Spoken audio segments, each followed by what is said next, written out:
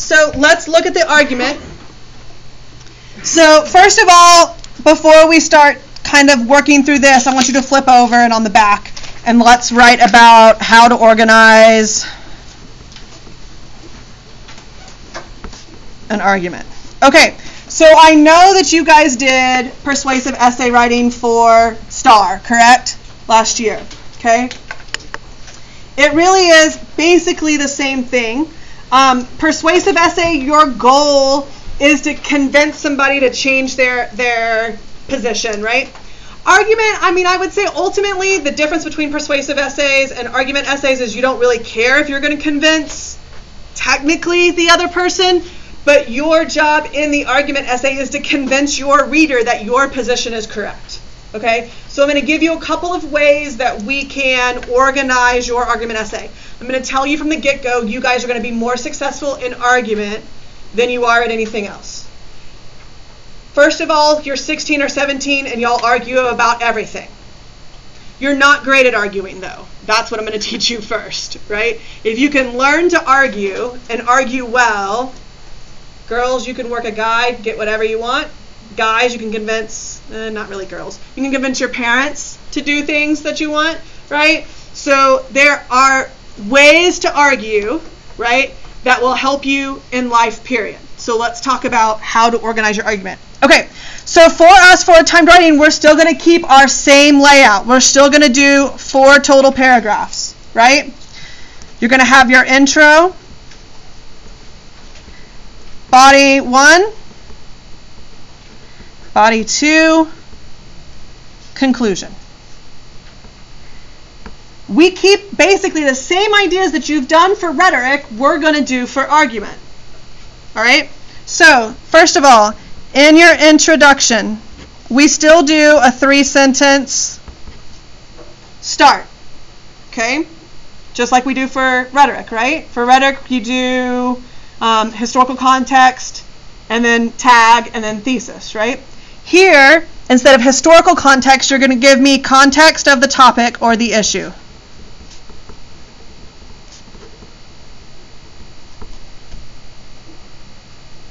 Notice here that there is no position.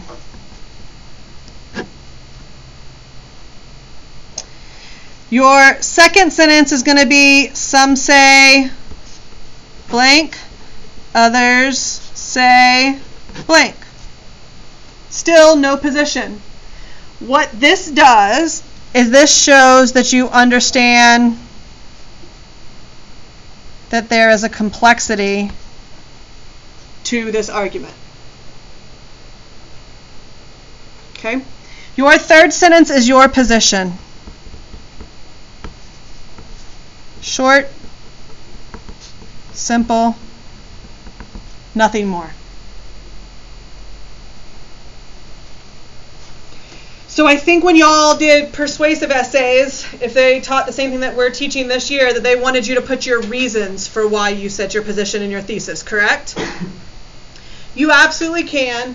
I say you don't have to because it feels like to me it gets a little repetitive, right? When you say, here's the reason I support this, and then your first sentence of your first body paragraph is, here's the reason I support this, right?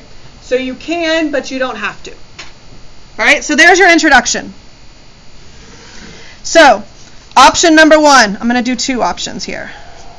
Option number 1 for organizing your body paragraphs. Organizing. Option number 1.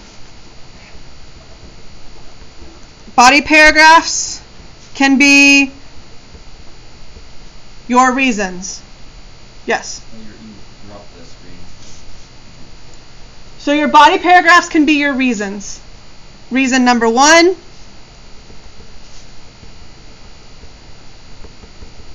Reason number 2.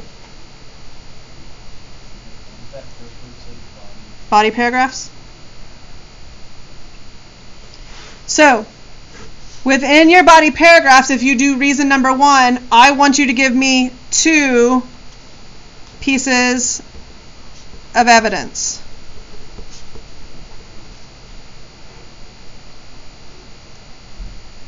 And now these need to be seeds, right? Specific seeds, but from different areas.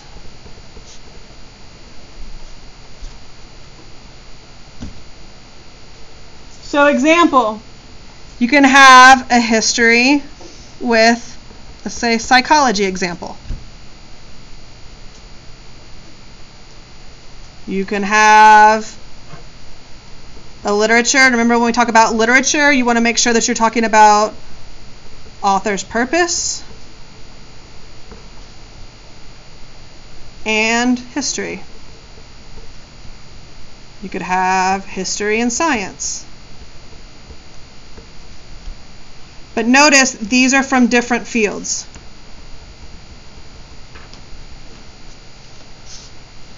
Does that make sense? So you have reason number 1 for your position, reason number 2 for your position, and within that you would have specific seeds of evidence from different fields of interest. Make sense? Your seeds have to be specific. It cannot be general. You are trying to show your reader that you can intelligently talk about something. If you talk generally about the civil rights movement and how it changed life for African Americans, I'm not going to really count that as you understanding what you're talking about.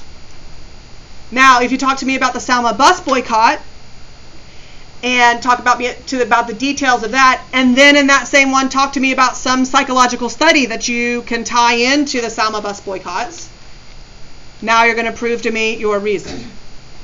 Okay? So that's option number 1.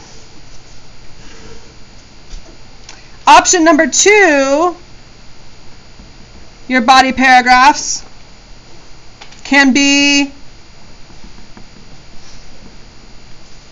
a pure example. So you can do a whole paragraph on, let's say, Martin Luther King. But then your seeds would be multiple examples of Martin Luther King. So maybe you would do the Selma bus boycotts and letters from Birmingham jail. Does that make sense? Same thing, body paragraph, now you have another example. But here, I still want you to do this second one from a different field. Don't give me another history one. Not that it's bad. And I'm telling you, by God, if you're sitting there and you can't think of anything else but 2 history examples, you better write the best freaking essay ever about those 2 history examples. But for your reader, if you can show a variety of evidence, that's going to be stronger. Why? Because the purpose of the argument essay is to show the reader that you have a wide understanding of society and how society works outside your 16 or 17-year-old bubble in McKinney, Texas. Does that make sense? Okay? So, with this one, you could put your reason in your thesis. You may have one reason in your thesis, and then these 2 examples support it. Or you could have your example with a reason, number 1, and then an example with a reason, number 2.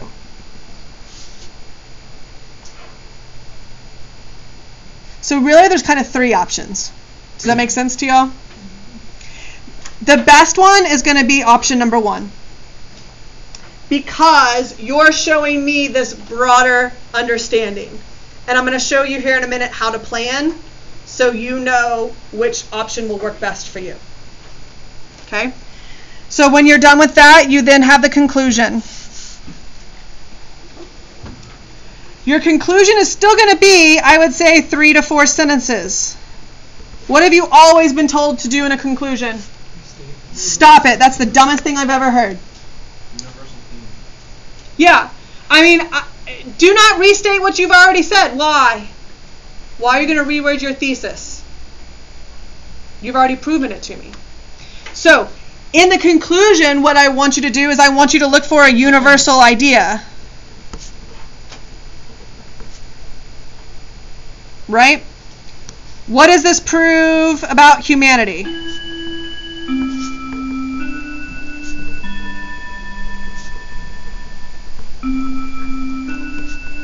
What does it say about society?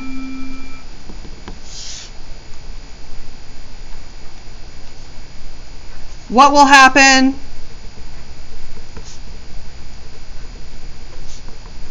if things don't change?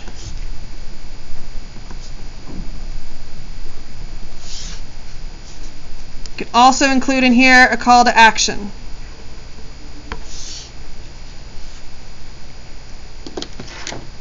All things that should sound familiar to what you have heard and what you did with persuasive writing, correct? Is that right?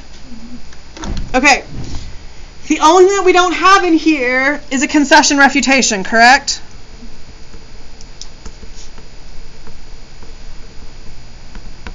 Okay. So here are your options for your concession refutation. I think they can go anywhere. I think last year, weren't y'all taught to have it like be your third body paragraph? Or like put it in your conclusion, I think. So I think that's fine. I think it depends. For me, I think you can concede what the other side says, but what I would like you to do is I would like you to refute it with a new piece of evidence. So maybe one of your second pieces of evidence, you can concede something and then use this piece of evidence to refute. Does that make sense? I don't want you to concede too early. I would say at least at the end of your first body paragraph. All right? You have a little more options here than you did in rhetorical analysis. You can concede and refute within body paragraphs. You can concede and refute in a short body paragraph and add a body paragraph to this. So ultimately you have two full body paragraphs and then one kind of skimpy-ish paragraph. Does that make sense? For your concession refutation, don't spend too much time conceding, because if you concede too much, what happens to your argument? You talk yourself out of your position. All right? So when you concede, I tell you concede part of a sentence, and in the second half of the sentence and continuing needs to be the refutation. Yes? Makes sense? Should sound pretty familiar to what y'all have done with persuasion. Right? Let's see, what else? Questions. All that should sound pretty familiar. Still, your reason here is still going to be your assertion. Right? So, we're still using the same language that we've used for rhetorical analysis. This is still an assertion. You're still asserting an idea and proving it to be true with evidence. This is an assertion with an example in it. All right? All right. So let's flip over and work through a prompt.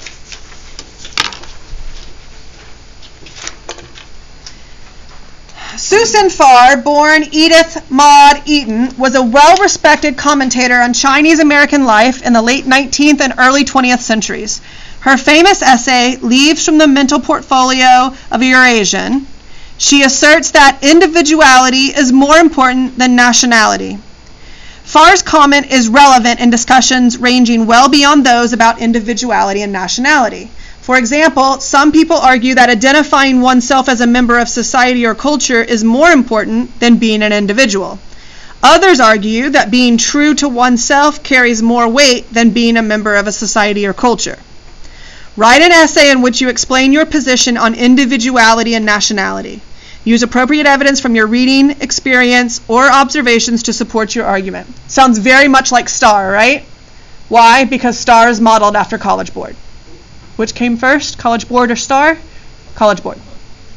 Okay, so our format has changed, and what we'll do over the next quarter, especially getting into fourth quarter or third quarter, I'll show you the range of our argument essays because they've changed over the years. All right. So, first of all, where is your task? Explain your position. Yeah. Explain your position on individuality and nationality. Very first thing you have to do in an argument is you have to do what? Define. You have to define terms. Because if you don't, it is the circle of stupidity. Right? If one of you is talking about individuality meaning this and somebody else has a different understanding of individuality, you're not arguing. You're just in the circle of stupidity. All right? So, this is kind of the read and then the think and the right part of STAR. Does that make sense? Does the prompt ask you to take a position on what FAR says? No, just gives you an idea, right? Notice you do have the some say, others say.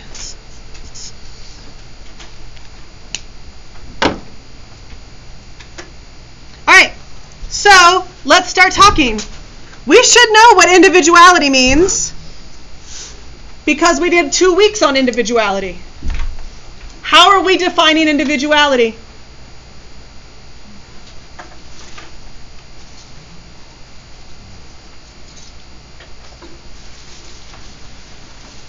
That would be the question that I'm asking you. It's not rhetorical. How are we going to define individuality?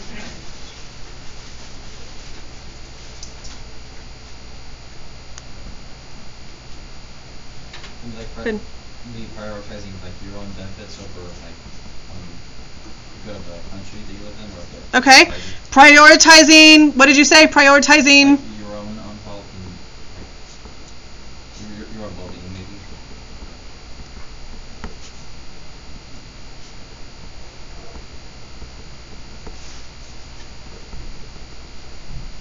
Okay, I like that. So prioritizing your own well-being over anything or anyone else. Good? That makes sense to me. All right, what about nationality? What does nationality mean? Like one's like a title someone gives to themselves based on where they live. Like what country do you live in? Or the society that I have. I have a sense of pride identifying with where you live. Yeah, okay, so nationality is, you can't define it as just of, like, you're defined as an American. I think this goes more into the idea if we're contrasting individuality, we're contrasting pride in that identity, right? So Shannon, what did you say? Pride based on your location or like the group of people you're associated with.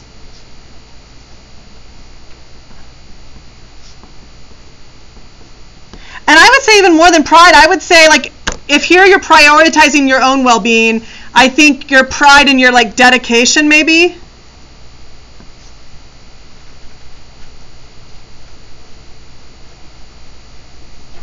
Okay. So, before I start, I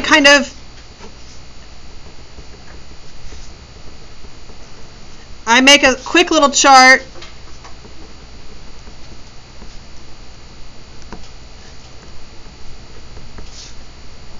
Okay. Why is it important, would we say, to pride yourself on individuality? Why is individuality more important than nationality?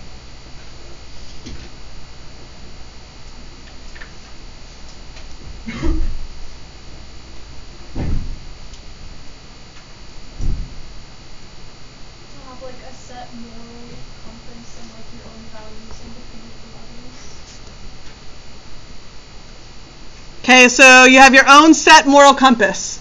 Okay.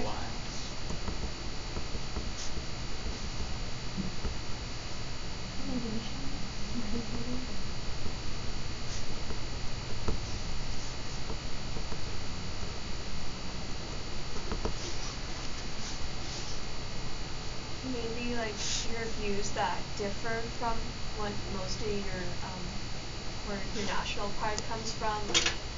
You can set yourself apart. Okay.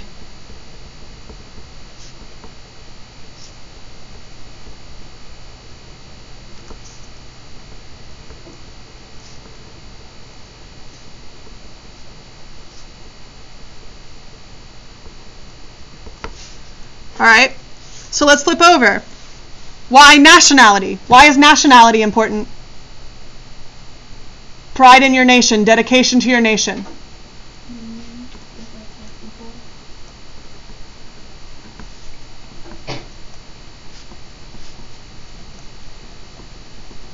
Okay? Maybe like loyalty patterns. What else? Maybe like security, having people that agree with you and support you.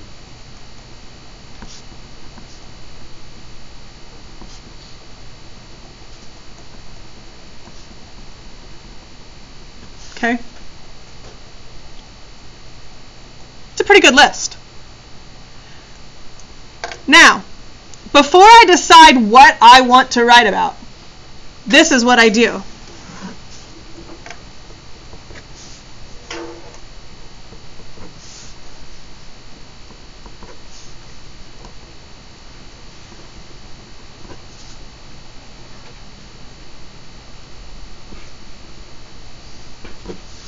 Okay?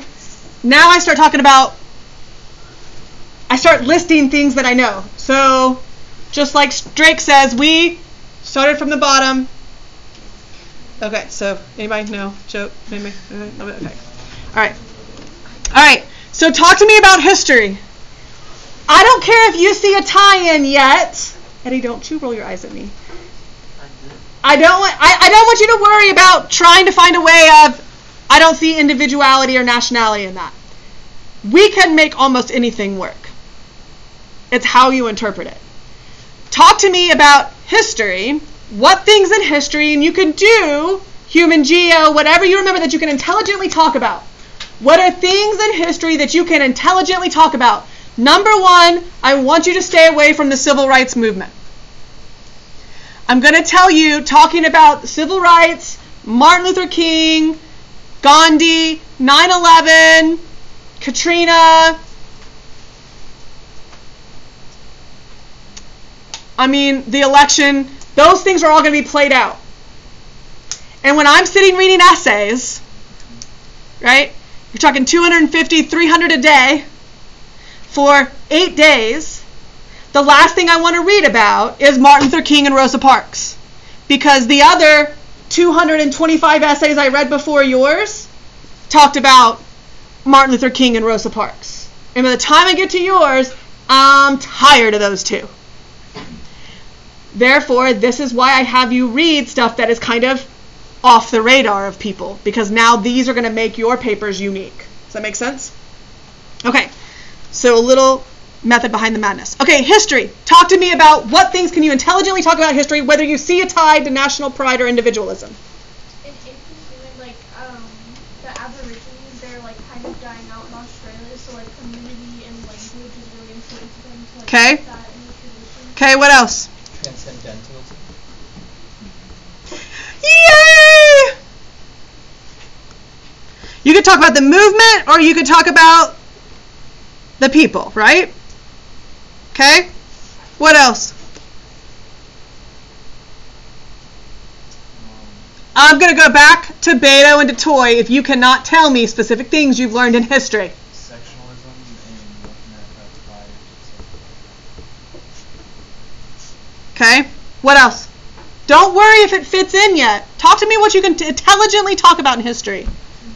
American Revolution. Okay, Manifest Destiny. American Revolution. Or one. Okay. European nationalism. Nerd. Okay. There's a start. All right, talk to me about literature. Now, forewarning, literature only in regards to author's purpose. Now, could you take something, obviously the very first thing we read this year would be what? 1984 would work. Could you talk about, the characters and talk about what Orwell is trying to show us with those characters?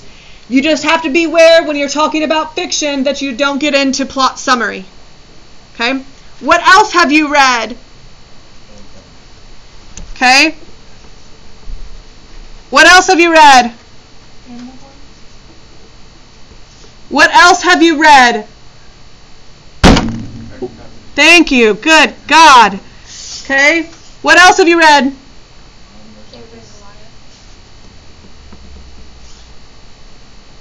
This year, just literature. Whatever. As long as you can talk about purpose. Sure. Okay. What scientific movements or scientists or movements have you studied that you can talk intelligently about? This could also probably be psychology as well. Hedonism and like Aristotle, that individual pleasure is the highest of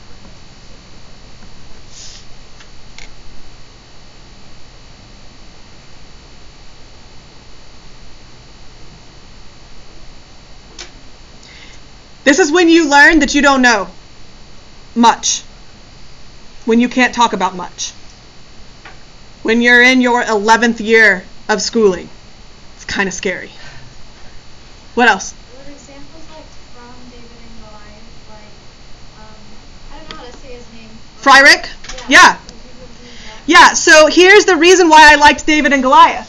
Because you can talk about David and Goliath as a whole, or you could take the individual stories and talk about the individual stories, right? So within there, you have like 12 to 15 seeds, right?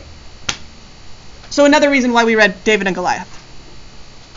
All right, psychology. Once you get a little further into psychology, right, then you can do that. Also, you could do, I'll do technology, it doesn't go with it, but art history. So if you're in art history, those are really interesting papers to read, or about the movements, because a lot of people don't know about those. So if you're in art history and you've studied some of these movements, those would be really interesting, right, to look at. So technology or art history, what things in those realms can you guys talk about intelligently? Steve Jobs. What about him? His invention of the computer and the way he got technology on the company. Okay. Beware, little overused, especially since there's a movie out. But I mean, again, it's okay, right? It goes for me like what you can tie it to. If you could tie Steve Jobs to Manifest Destiny, I'm gonna be like, sweet, that's awesome, right? Okay, what else? Impressionists. Yep.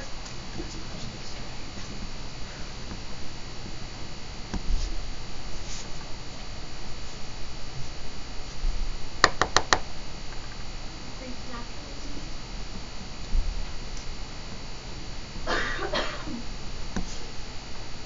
All right, current events. Current events would probably be, I would say current events, you could say maybe like the last 20, 25 years. For me would be considered like a current event. persecution of Christian Armenians in the Middle East. It ties in with nationalism because they return their faith even though they are surrounded by enemies. Okay? You weren't expecting that, but yeah. I know, I'm excited to read yours. Do what? What'd you say?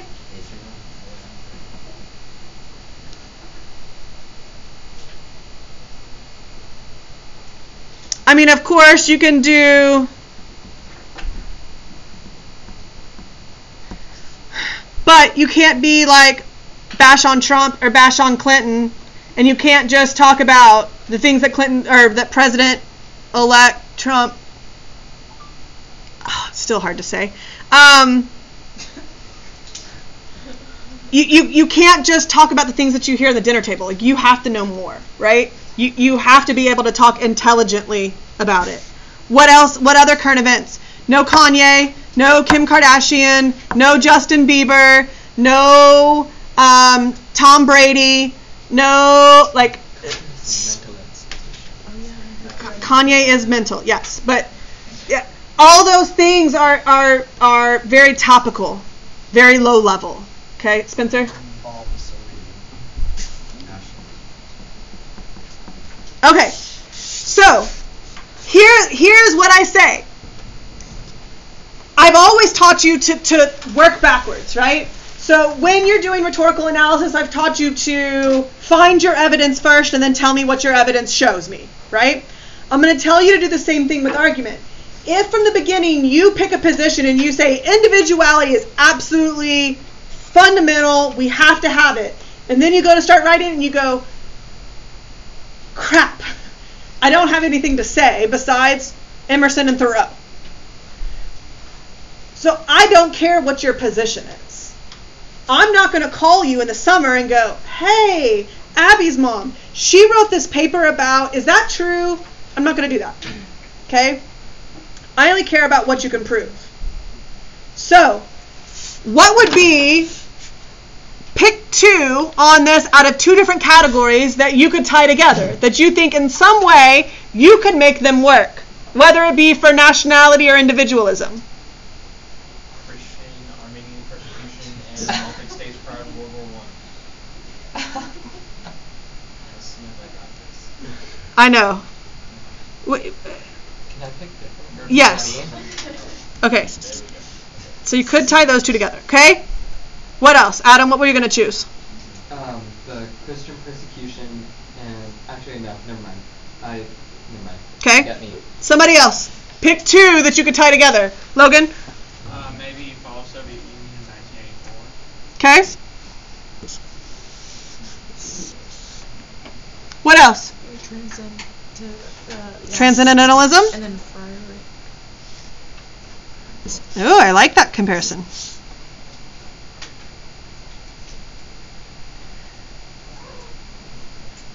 Could you use one to contrast another one? Yeah. Which ones?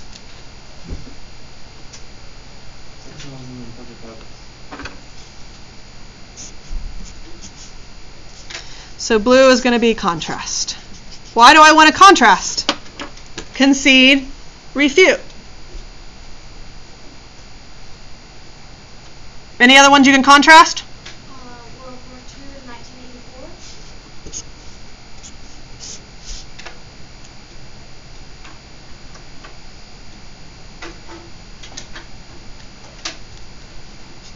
What other ones can you tie together?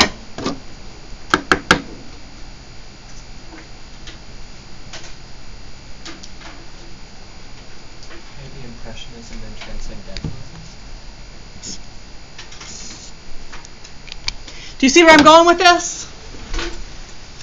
So, do you get my two sentences? Context of the topic or the issue, right? Some say, others say. Not all the prompts will give you a some say, others say. Your thesis for this is simply individuality is more important in society. More important than nationalism. Done. That's your thesis. Clear, concise, to the point. Then your assertions would say, still you're answering the question why or how. Why is individuality more important? You look at Transcendentalism and what did we type to? Impressionism. So what do Transcendentalism and Impressionism have together? Why do they show that individuality is important? Because it allows you to do what? You go back to your list. Individuality is important because it allows a person to express themselves. Try to beware of taking out the you. Gets very preachy. You. Right? It's like your mom yelling at you. Okay? Now, where do you see examples of creativity? I would still work chronologically, if you can, through your examples. Impressionism first, then Transcendentalism. Right? I think Impressionism came first. Does that make sense? Okay? So, you are still, in your reasons, looking at how or why.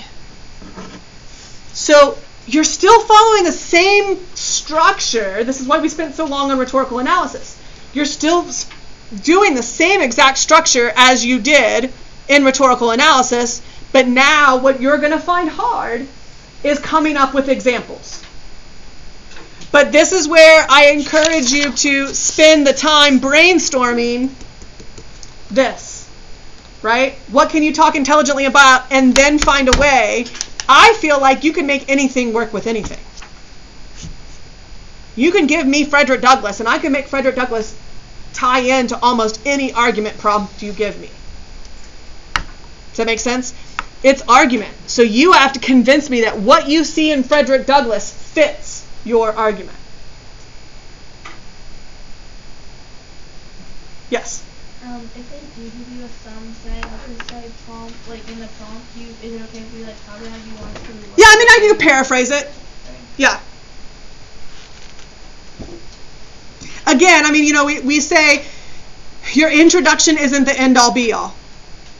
Your introduction, just like in rhetorical analysis, but I'd say more so in argument and synthesis, your introduction is a predictor of what you'll get. For synthesis and argument, probably about 85% of the time, I can read your introduction and I can tell you from the get-go what you're going to get.